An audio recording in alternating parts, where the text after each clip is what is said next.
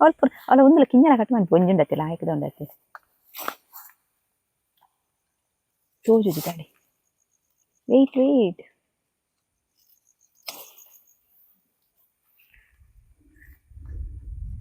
Hi, ಎಲ್ಲರಿಗೂ ನಮಸ್ತೆ. ನಮ್ಮ ಕಾಫಿ ಪೀಸ್ ಚಾನಲ್ಗೆ ತಮಗೆಲ್ಲರಿಗೂ ಸ್ವಾಗತ. ಇವತ್ತು ನಾನು ಪತ್ರೊಡೆ ಮಾಡ್ತಾ ಇದ್ದೀನಿ ಅಂತ ಅಂದ್ಕೊಂಡ. ಪತ್ರೊಡೆನ ಮಾಡ್ತಾ ಇಲ್ಲ, ಆದರೆ ಪತ್ರೊಡೆ ಎಲೆಯಿಂದ ಅಂದರೆ ಕೆಸುವಿನ ಎಲೆಯ ದಂಟಿನಿಂದ ಗ್ರೇವಿ ಮಾಡೋಣ ಅಂತ. ಅದಕ್ಕೋಸ್ಕರ ನಾನು ಇವಾಗ ದಂಟನೆಲ್ಲ ಕಟ್ ಮಾಡ್ಕೊತಾ ಇದ್ದೀನಿ. ಇದನ್ನು ನೀಟಾಗಿ ಕ್ಲೀನ್ ಮಾಡಿಬಿಟ್ಟು ಅದರ ಸಿಪ್ಪೆನ ತೆಗೆದು ಕಟ್ ಮಾಡ್ಕೋಬೇಕು. ಇದರ ಎಲೆನ ನಾನು ಮುಂಚೆನೇ ಕಟ್ ಮಾಡಿದ್ದೆ, ಹಾಗಾಗಿ ಸ್ವಲ್ಪ ಖಾಲಿ ಕಾಣಿಸ್ತಾ ಇದೆ. ನಾನು ಈ ಹಿಂದೆ ಪತ್ರೊಡೆ ವಿಡಿಯೋ ಮಾಡಿ ಹಾಕಿದ್ದೀನಿ. ಯಾರಾದರೂ ವಿಡಿಯೋನ ನೋಡಿಲ್ಲ ಅಂತ ಅಂದರೆ ಈ ವಿಡಿಯೋ ಕೊನೆಗೆ ಆ ಲಿಂಕ್ನ ಹಾಕಿರ್ತೀನಿ, ಹಾಗೆ ಡಿಸ್ಕ್ರಿಪ್ಷನಲ್ಲೂ ಕೂಡ ಇರುತ್ತೆ, ನೋಡಿ. ಹಾಗೆ ಯಾರಾದರೂ ನನ್ನ ಚಾನಲ್ನ ಸಬ್ಸ್ಕ್ರೈಬ್ ಮಾಡ್ಕೊಳ್ದೇ ವಿಡಿಯೋ ನೋಡ್ತಿದ್ದೀರಾ ಅಂತ ಅಂದರೆ ಪ್ಲೀಸ್ ನನ್ನ ಚಾನಲ್ನ ಸಬ್ಸ್ಕ್ರೈಬ್ ಮಾಡ್ಕೊಳ್ಳಿ. ಹಾಗೆ ಪಕ್ಕದಲ್ಲಿರುವಂತಹ ಬೆಲ್ ಐಕಾನ್ನ ಪ್ರೆಸ್ ಮಾಡಿ. ನಾನು ಯಾವುದೇ ಹೊಸ ವಿಡಿಯೋನ ಅಪ್ಲೋಡ್ ಮಾಡಿದ ತಕ್ಷಣ ನಿಮ್ಗೊಂದು ನೋಟಿಫಿಕೇಶನ್ ಬಂದ್ಬಿಡತ್ತೆ.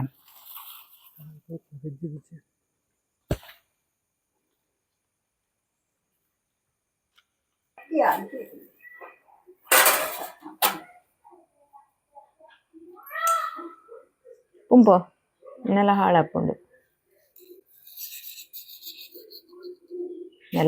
ಬಾಬು.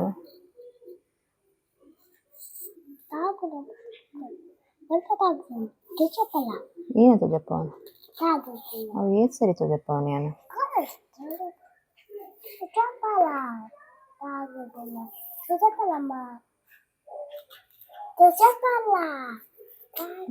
ಬಾಬು ಯಾನೇನು ಮಲ್ಕೊಂಡಲ್ಲ.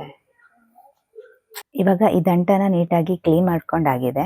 ಇದ್ರ ಸಿಪ್ಪೆನ ತೆಗೆದು ಅಂದರೆ ಮೇಲ್ಗಡೆ ಇರೋ ನಾರನ್ನ ತೆಗೆದು, ನಾರ್ ಥರ ಅಂದರೆ ಒಂದು ಸಿಪ್ಪೆನೇ ಇರುತ್ತೆ, ಅದನ್ನ ಕಟ್ ಮಾಡಿದ ತಕ್ಷಣ ತೆಗಿಯೋಕೆ ಬರುತ್ತೆ. ಪೂರ್ತಿಯಾಗಿ ಕಟ್ ಮಾಡ್ಕೋಬಾರ್ದು. ಒಂದು ವೇಳೆ ಪೂರ್ತಿಯಾಗಿ ಕಟ್ ಮಾಡಿಕೊಂಡ್ರು ಸಹ ಅದರ ಸೈಡಿಂದ ಕಟ್ ಮಾಡ್ಕೊಂಡು ಸಿಪ್ಪೆನ ಎಳೆಯೋದಕ್ಕೆ ಬರುತ್ತೆ. ಅದರ ಸಿಪ್ಪೆನ ನೀಟಾಗಿ ತಕ್ಕೊಂಡು ಒಂದು ಮೀಡಿಯಮ್ ಸೈಜಲ್ಲಿ ಕಟ್ ಮಾಡಿಕೊಂಡ್ರೆ ಆಯಿತು. ಹಾಗೆ ಈ ಕೆಸುವಿನೆಲೆ ದಂಟಿದೆಯಲ್ಲ, ಬಾಯಿ ತುರ್ಕೆ ಅಂತ ಹೇಳ್ತಾರೆ, ಬಟ್ ತುಂಬಾ ಒಳ್ಳೆಯದು. ವರ್ಷಕ್ಕೊಂದ್ಸರಿ ಅಂತೂ ತಿನ್ನಲೇಬೇಕು. ನಮ್ಮಮ್ಮ ಯಾವಾಗಲೂ ಹೇಳೋರು, ಪ್ರತಿ ಸರಿ ಈ ದಂಟಿನ ಸಾಂಬಾರು ಮಾಡಬೇಕಿದ್ರೆ ಹೇಳೋರು, ನಾವು ಮಿಸ್ಸಾಗಿ ಅಡುಗೆ ಜೊತೆ, ಊಟದ ಜೊತೆ ಹೇರ್ ಕೂದಲೇನಾದರೂ ನಮ್ಮ ಹೊಟ್ಟೆಗೆ ಹೋಗುತ್ತೆ. ಹಾಗೆ ಹೋದಂಥ ಕೂದಲು ಹೊಟ್ಟೆನಲ್ಲಿ ಕರಗಲ್ಲ, ಅದು ಹೋಗಲ್ಲ, ಹೊಟ್ಟೆನಲ್ಲೇ ಉಳ್ಕೊಂಡಿದ್ರೆ ನಾವು ಕೆಸುವಿನ ದಂಟಿನಿಂದ ಏನೇ ಮಾಡ್ಕೊಂಡು ತಿಂದ್ರೂ ಸಹ ಅದು ಅದನ್ನು ಕರಗಿಸುತ್ತೆ, ಅದು ಹೋಗುತ್ತೆ ಅಂತ ಯಾವಾಗಲೂ ಹೇಳೋರು. ಪ್ರತಿ ಸರಿ ಇದ್ರ ಸಾಂಬಾರನ್ನ ಮಾಡಬೇಕಿದ್ರೆ ಅಥವಾ ಪಲ್ಯನ ಮಾಡಬೇಕಿದ್ರೆ ಹೇಳೋರು. ಹಾಗಾಗಿ ವರ್ಷಕ್ಕೊಂದ್ಸರಿನಾದರೂ ಕೆಸುವಿನ ದಂಟಿನ ಸಾಂಬಾರು ಯಾವುದಾದ್ರೂ ಒಂದು ರೆಸಿಪಿನ ಮಾಡಿಕೊಂಡು ತಿನ್ನಬೇಕು. ಬಾಬು ದಾದ ಅಂತಂದಲ್ಲ ಬಾಬಾ ಬಾಬಾ ತಿಂಪೆ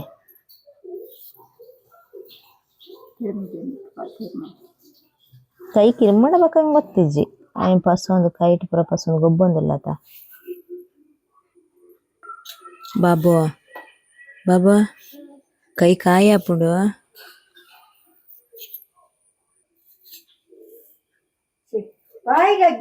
పింపే బాయి కిర్ముడు ఆయ అప్పుడు భయపడుచి పింపు భయపడుచి బాయ్ ఆయ అప్పుడు ತೇವುದ ದಂಟು ಬಾಬು, ತೇವುದ ದಂಟವು ಕೈಗೆ ತಾಗುಡು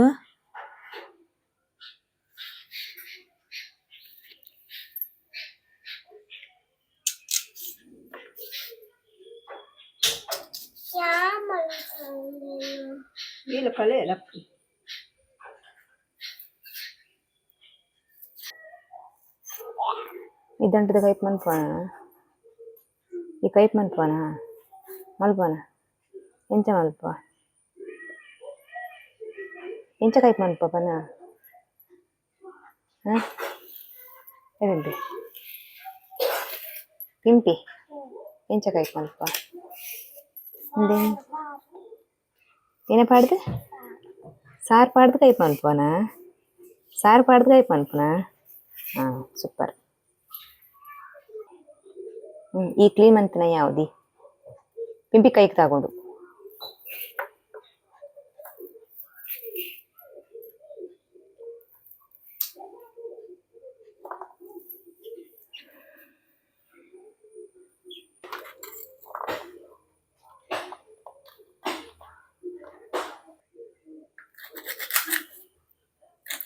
ನೋಡಿ ಈ ಸೈಜಲ್ಲಿ ಕಟ್ ಮಾಡ್ಕೊಂಡ್ರೆ ಸಾಕು.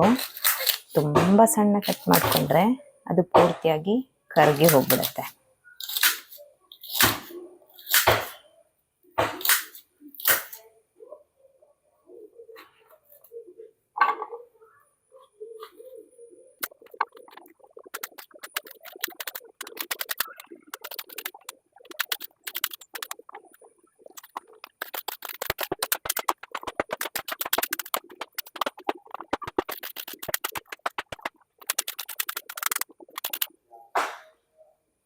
ನೋಡಿ ದಂಟನ ಕ್ಲೀನ್ ಮಾಡಿಕೊಂಡು ಸಿಪ್ಪೆ ತೆಗೆದು ಇವಾಗ ಕಟ್ ಮಾಡಿಕೊಂಡು ರೆಡಿ ಆಯಿತು.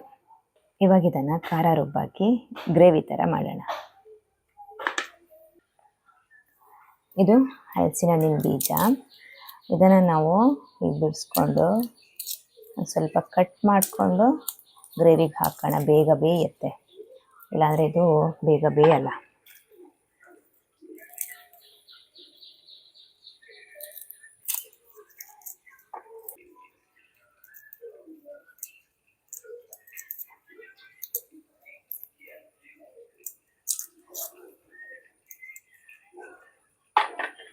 इथे बुट पलेर बोले बुट पाव जरा या बक्का पावे बुट पले बाबू पट पट पट बुट पावड पट पट बुट पावड कूजल साइड पड़ोने अम्मा कहीं आया इते बुट पाव ना इज्जपन हाँ पटापट पटापट ओ मुट्रे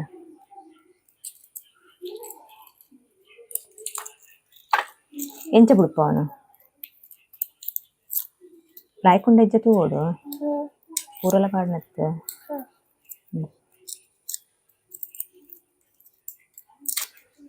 ಆಯ್ತು ಮತ್ತೆ ಬಿಡ್ಪಾಳೆ ರಪ್ಪ ರಪ್ಪ ಬಿಡ್ಪ ಅವ್ರು ಅಮ್ಮಗೆ ಹೆಲ್ಪ್ ಮಾಡ್ಕೊಡತ್ತೆ ಬೋಳಿಂದ ಅದ ಮತ್ತೆ ಮನ್ಪರ ಹಾಕೊಂಡಾಗ ಬೋಳೆಡು ಒಂದು ಸಾರು ಬರ್ತಾರೆ ಒಂದು ಬೋಳೆ ಸಾರು ಮನ್ಪರೆಗ ಬೋಳೆ ಇಡ್ಬೇಕು ಬೇತದಾದ ಮತ್ತೆ ಮನ್ಪರ ಹಾಕೊಂಡು ಬೋಳೆ ತಿನ್ನಾರ ಹಾಕೊಂಡ ಇಂಚೆನೆ ತಿನ್ರೆ ಹಾಕೊಂಡ ಬಕ್ಕ ಇಂಚೆ ತಿನ್ರೆ ಹಾಕೊಂಡು ಒಂದು ಸಾರಿಗಿಂತ ಮುರ್ಕಾದು ಬಾಳೆ ಸಾರು ಬಕ್ಕ ಮಿಕ್ಸ್ ಮಾಡ್ಕೊಳ್ಳಿ ಇಂಚ ಅಂದ್ ಬಕ್ಕ ಇಂಚೆ ತಿನ್ರೆ ಹಾಕೊಂಡು ಬೋಳೆ बोले नमन बोले सार साल बतल को पति ना है कौन अजे पूरे देती ना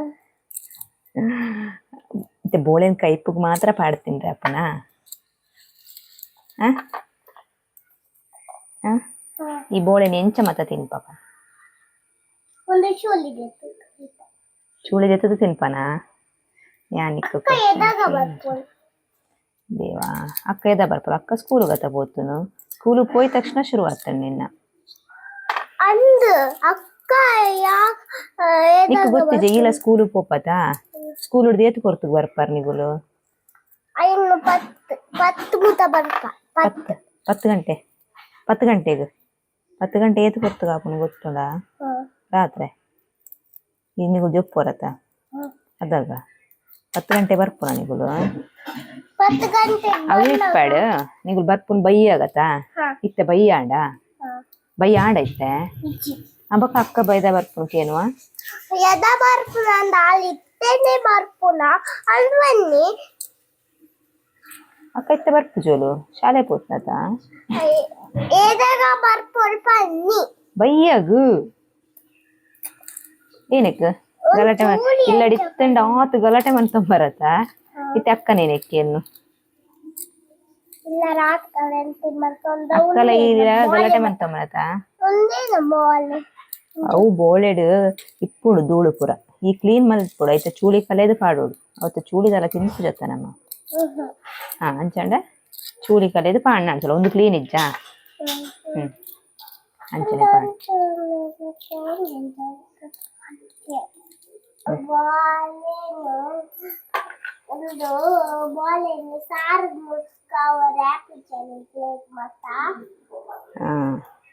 ಅಂದ್ ಸಾರಿಗೆ ಮುರ್ಕರೆ ಆಪುಜ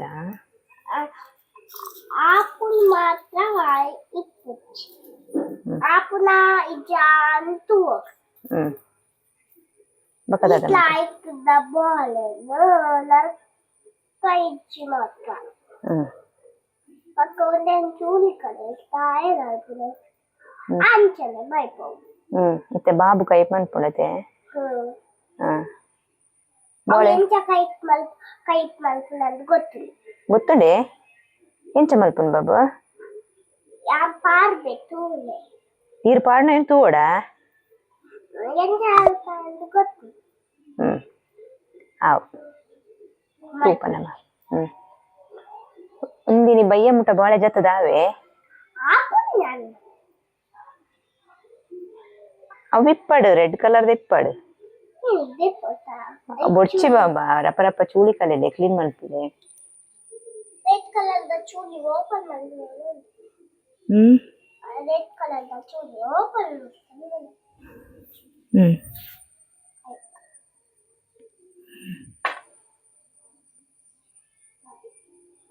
ಏನಾಂಡು ಕಣ್ಣಿಗೆ ಏನಾಂಡು ತಲಾತುಜೆ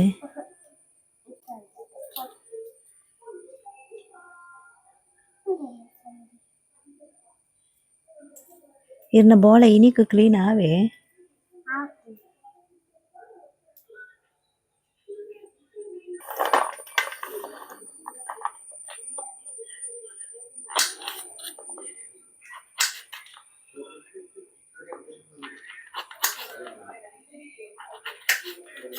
ಇವಾಗ ಈ ಕ್ಲೀನ್ ಮಾಡ್ಕೊಂಡಿರೋ ಹಲಸಿನ ಹಣ್ಣಿನ ಬೀಜನ ಕಟ್ ಮಾಡ್ಕೊಳ್ಳೋಣ ಯಾಕೆಂತ ಅಂದರೆ ಸ್ವಲ್ಪ ಬೇಗ ಬೇಯಲಿ ಅಂತ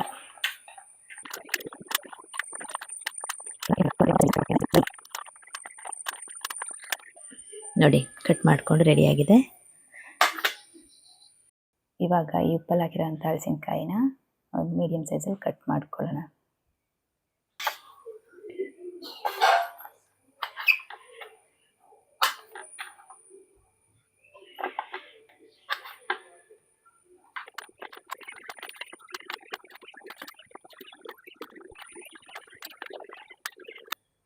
ನೋಡಿ ಇದನ್ನು ರೆಡಿ ಆಯಿತು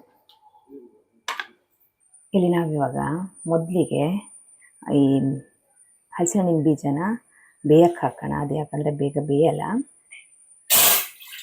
ಹಾಗಾಗಿ ಮೊದಲಿಗೆ ಈ ಬೀಜನ ಬೇಯಕ್ಕೆ ಹಾಕೋಣ ಬೇಯಕ್ಕೆ ಎಷ್ಟು ನೀರು ಬೇಕೋ ಅಷ್ಟು ಹಾಕ್ಕೊಂಡ್ರೆ ಸಾಕು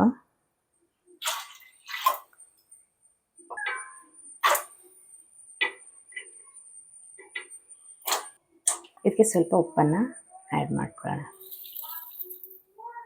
ಇನ್ನಿದು ಬೇಲಿ ಇದಕ್ಕೊಂದು ಮುಚ್ಚಿಬಿಡೋಣ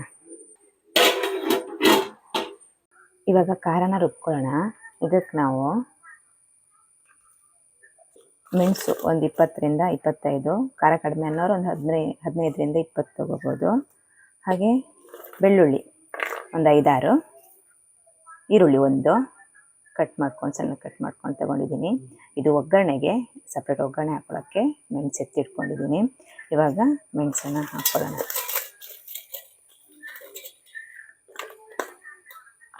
ಬೆಳ್ಳುಳ್ಳಿ ಈರುಳ್ಳಿ ಕಾಯಿ ತೆಂಗಿನಕಾಯಿ ತುರಿ ಒಂದು ಕಾಯಿಲಿ ಅರ್ಧ ಕಾಯಿನ ತಗೊಂಡಿದ್ದೀನಿ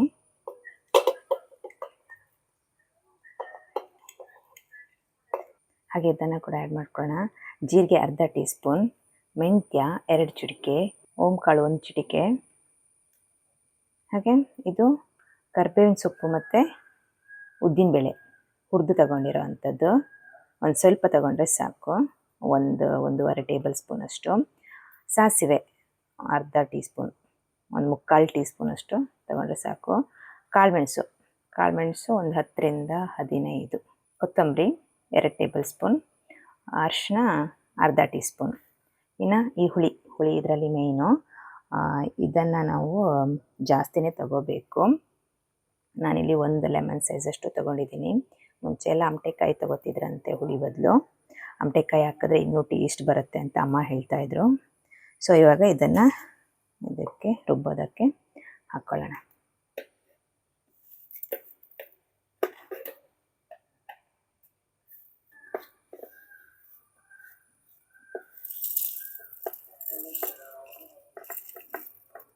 ನೋಡಿ, ಇವಾಗ ಇದನ್ನು ರುಬ್ಕೋಬೇಕು.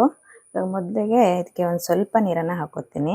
ಆಮೇಲೆ ರುಬ್ಕೋತಾ ಒಂದು ಸ್ವಲ್ಪ ನೀರನ್ನು ಹಾಕ್ಕೊಂಡು ರುಬ್ಕೊಂಡ್ರೆ ಆಯಿತು. ನೋಡಿ, ಹಲಸಿನ ಹಣ್ಣಿನ ಬೀಜ ಬೆಂದಿದೆ. ಇವಾಗ ಇದನ್ನು ತೆಗೆದ್ಬಿಟ್ಟು ಒಂದು ಬೇರೆ ಪಾತ್ರೆಗೆ ಹಾಕ್ಕೊಳ್ಳೋಣ.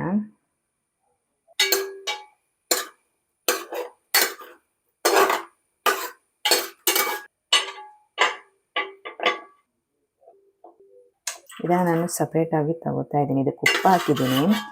ಅದು ಉಪ್ಪಲ್ಲಿ ಹಾಕಿರೋ ಹಲಸಿನಕಾಯಿ ಇದೆಯಲ್ಲ, ಅದರ ಸ್ವಲ್ಪ ಉಪ್ಪಿರುತ್ತೆ. ಆಮೇಲೆ ಈ ನೀರು ಜಾಸ್ತಿ ಉಪ್ಪಾದರೆ ಅಂತ ಅಂದ್ಬಿಟ್ಟು ಅದಕ್ಕೆ ಇದನ್ನು ತೆಗೆದ್ಬಿಟ್ಟು ಸಪ್ರೇಟಾಗಿ ಹಾಕೋತೀನಿ. ಇವಾಗ ಇದಕ್ಕೊಂದು ಸ್ವಲ್ಪ ನೀರು ಹಾಕೋತೀನಿ. ಖಾರ ರುಬ್ಬ ಹಾಕೋದ್ರಿಂದ ಇದಕ್ಕೆ ಜಾಸ್ತಿ ನೀರು ಬೇಡ. ಹಾಗೆ ಈ ಉಪ್ಪಲ್ಲಿ ಹಾಕಿದ ಹಲಸಿನಕಾಯಿ ಕಟ್ ಮಾಡ್ಕೊಂಡಿದ್ನಲ್ಲ, ಇದನ್ನು ಇವಾಗ ಇದಕ್ಕೆ ಹಾಕೋತೀನಿ. ಇದನ್ನು ಬೇಯಿಸ್ಕೊಂಡು ಆಮೇಲೆ ಕೆಸದ ದಂಟನ್ನು ಹಾಕ್ತೀನಿ. ಕೆಸದ ದಂಟು ತುಂಬ ಬೇಗ ಬೆಂದ್ಬಿಡುತ್ತೆ. ಹಾಗಾಗಿ ಅದನ್ನು ಖಾರ ಹಾಕಿದ ಮೇಲೂ ಹಾಕೋಬೋದು. ಇದರಲ್ಲಿ ಸ್ವಲ್ಪ ಉಪ್ಪಿರುತ್ತೆ, ಹಾಗಾಗಿ ಉಪ್ಪನ್ನು ನಾನು ಹಾಕಲ್ಲ. ಇದು ಸ್ವಲ್ಪ ಹೊತ್ತು ಬೇಯಲಿ. ಇವಾಗ ನೋಡಿ, 1-2 ನಿಮಿಷ ಆಗಿದೆ. ಇಲ್ಲಿ ಹಲಸಿನ ಹಣ್ಣು ಇದೆಯಾ, ಇದು ಹಲಸಿನಕಾಯಿ ಇದೆಯಲ್ಲ, ಉಪ್ಪಿಗೆ ಹಾಕಿರೋ ಹಲಸಿನಕಾಯಿ ಕೆಲವೊಂದು ಗಟ್ಟಿ ಇರುತ್ತೆ, ಕೆಲವೊಂದು ಸಾಫ್ಟ್ ಆಗಿರುತ್ತೆ. ಸಾಫ್ಟ್ ಆಗಿದ್ದರೆ ಒಟ್ಟಿಗೆ ಬೇಯಕ್ಕಿಟ್ಟರು ತೊಂದರೆ ಇಲ್ಲ. ಅಂದರೆ ಈ ಬೇಯಿಸಿರೋವಂಥ ಹಲಸಿನ ಹಣ್ಣಿನ ಬೀಜ ಇದೆಯಲ್ಲ, ಅದು ಮತ್ತು ಈ ಹಲಸಿನಕಾಯಿ, ಈ ಉಪ್ಪಲ್ಲಿ ಹಾಕಿರೋ ಹಲಸಿನಕಾಯಿ ಮತ್ತು ಬೇಯಿಸಿರೋವಂಥ ಹಲಸಿನ ಹಣ್ಣಿನ ಬೀಜನ ಒಟ್ಟಿಗೆ ಬೇಯಿಸೋಕ್ಕಿಟ್ಟರು ತೊಂದರೆ ಇಲ್ಲ. ಇಲ್ಲಿವಾಗ ಇದು ಗಟ್ಟಿ ಇದ್ದಿದ್ದರಿಂದ ನಾನು 1-2 ನಿಮಿಷ ಬೇಯಿಸ್ಕೊಂಡೆ.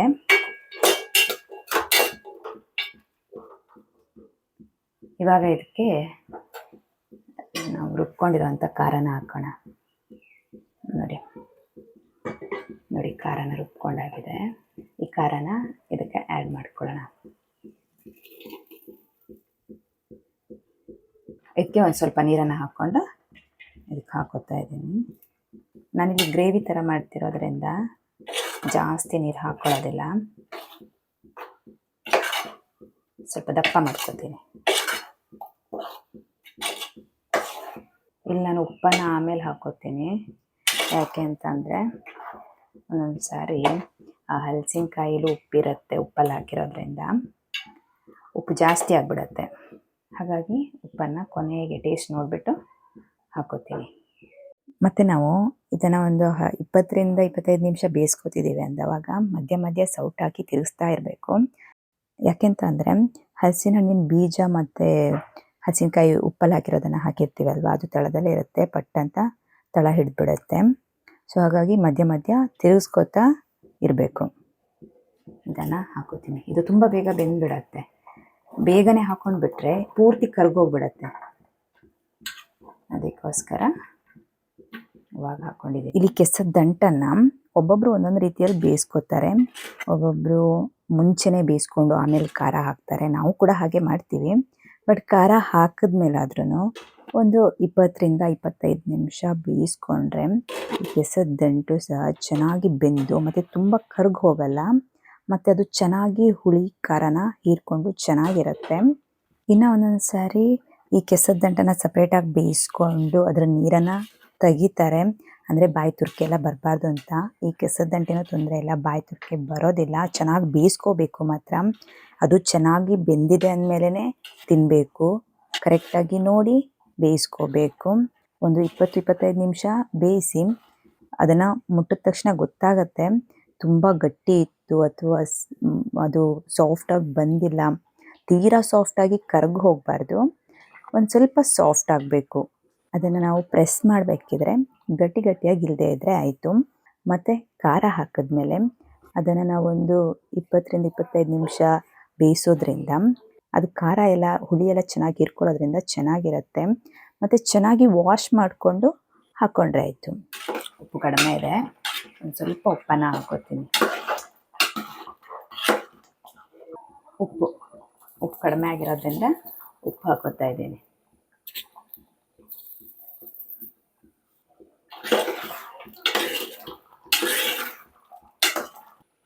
ಒಂದು ಸ್ವಲ್ಪ ಬೇಯಬೇಕು, ಒಂದು 7-8 ನಿಮಿಷ ಬೇಯಿಸಿದ್ರೆ ಅಂದರೆ ಕುದಿಸಿದ್ರೆ ಬೇಯುತ್ತೆ. ಒಂದು 5 ನಿಮಿಷ ಆಯಿತು ನಾನು ಕುದಿಸಿ, ಇನ್ನೊಂದು 2-3 ನಿಮಿಷ ಕುದಿಲಿ.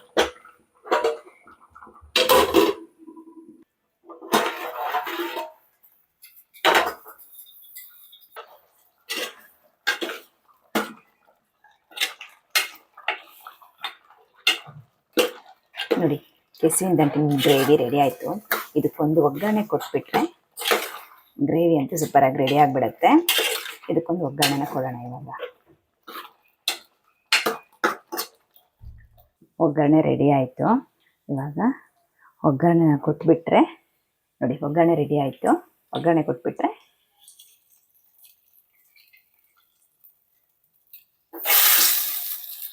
ನೋಡಿ, ಒಂದು ರುಚಿಯಾಗಿರೋಂತಹ ಕೆಸುವಿನ ದಂಟಿನ ಗ್ರೇವಿ ರೆಡಿ ಆಯಿತು. ನಮ್ಮ ತುಳುನಾಡಲ್ಲಿ ಈ ಆಟಿ ತಿಂಗಳು ಅಂತ ಅಂದರೆ ನಮ್ಮ ಹಿರಿಯರಿಗೆ ತುಂಬ ಕಷ್ಟದ ಕಾಲ. ಇವಾಗ ಅಂತ ಕಾಲ ಅಲ್ಲ, ಆದರೆ ಹಿಂದೆ ತುಂಬ ಕಷ್ಟ ಇದ್ದಿದ್ದರಿಂದ ಅವರು ಇಂತಹ ಆಹಾರ ಪದ್ಧತಿನ ಆಚರಿಸ್ಕೊಂಡು ಬಂದರು. ಈ ಆಟಿ ತಿಂಗಳಲ್ಲಿ ತುಂಬ ವೆರೈಟಿನ ಮಾಡ್ತಾರೆ. ಗೆಡ್ಡೆ ಗೆಣಸು, ದಂಟು, ಸೊಪ್ಪು, ಈ ಥರ ತುಂಬ ವೆರೈಟಿಗಳಲ್ಲಿ ಆಹಾರನ ರೆಡಿ ಮಾಡಿಕೊಂಡು ತಿಂತಾ ಇದ್ರು. ಅದರಲ್ಲಿ ಇದೂ ಒಂದು. ಹಾಗಾಗಿ ಅವರು ಏನು ಈ ಥರ ಆಹಾರ ಪದ್ಧತಿನ ಮಾಡಿದ್ರು, ಅದು ಪ್ರತಿಯೊಂದು ಕೂಡ ನಮ್ಮ ಆರೋಗ್ಯಕ್ಕೆ ತುಂಬಾ ಒಳ್ಳೆಯದು. ಆಟಿ ತಿಂಗಳಲ್ಲಿ ನಾವು ತಗೊಳ್ಳೋವಂತಹ ಪ್ರತಿಯೊಂದು ಆಹಾರದಲ್ಲೂ ಒಂದೊಂದು ಸ್ಟೋರಿನೇ ಹೇಳ್ತಾರೆ ನಮ್ಮ ಹಿರಿಯರು. ಸೊ ಹಾಗೆ ಈ ದಂಟಿನಲ್ಲೂ ಅಷ್ಟೇ ನಮ್ಮ ಹೊಟ್ಟೆಯಲ್ಲಿರೋ ಅಂತಹ ಕೂದಲನ್ನು ಕರಗಿಸುವಂಥ ಶಕ್ತಿ ಇದೆಯಂತೆ. ನಿಜನ ಸುಳ್ಳು ನಮಗೆ ಗೊತ್ತಿಲ್ಲ, ಬಟ್ ಹಿರಿಯರು ನಂಬ್ಕೊಂಡ್ಬಂದಿದ್ದಾರೆ ಅಂತ ಅಂದರೆ ಯಾವುದೋ ಒಂದು ಕಾರಣ ಇರುತ್ತೆ ಅವ್ರು ನಂಬೋದಕ್ಕೆ. ಅದು ನಿಜನೂ ಆಗಿರುತ್ತೆ, ಯಾವುದೇ ಸೈಡ್ ಎಫೆಕ್ಟ್ ಅಂತೂ ಇಲ್ಲ. ಹಾಗೆ ಈ ತಿಂಗಳಲ್ಲಿ ನಾವು ಸೇವಿಸುವಂತಹ ಬೇರೆ ಬೇರೆ ಆಹಾರಗಳೇನಿದೆ, ಆ ಪ್ರತಿಯೊಂದರಲ್ಲೂ ಒಂದೊಂದು ರೀತಿಯ ಔಷಧೀಯ ಗುಣಗಳಿದೆ. ಹಾಗೆ ಇವತ್ತಿನ ನನ್ನ ಈ ರೆಸಿಪಿ ನಿಮಗೆ ಇಷ್ಟ ಆಗಿದ್ರೆ ಒಂದು ಲೈಕ್ ಕೊಡೋದಕ್ಕೆ ಮರಿಬೇಡಿ. ಹಾಗೆ ತಪ್ಪದೆ ನನ್ನ ಚಾನಲ್ನ ಸಬ್ಸ್ಕ್ರೈಬ್ ಮಾಡ್ಕೊಳ್ಳಿ. ನನಗೆ ಸಪೋರ್ಟ್ ಮಾಡ್ತಾ ಇರಿ. ಮತ್ತೆ ಇನ್ನೊಂದೊಳ್ಳೆ ಇಂತಹದೇ ರೆಸಿಪಿ ಜೊತೆ ಸಿಗ್ತೀನಿ. ನನ್ನ ವಿಡಿಯೋನ ಕೊನೆವರೆಗೂ ನೋಡಿದ್ದಕ್ಕೆ ಥ್ಯಾಂಕ್ ಯು ಸೋ ಮಚ್.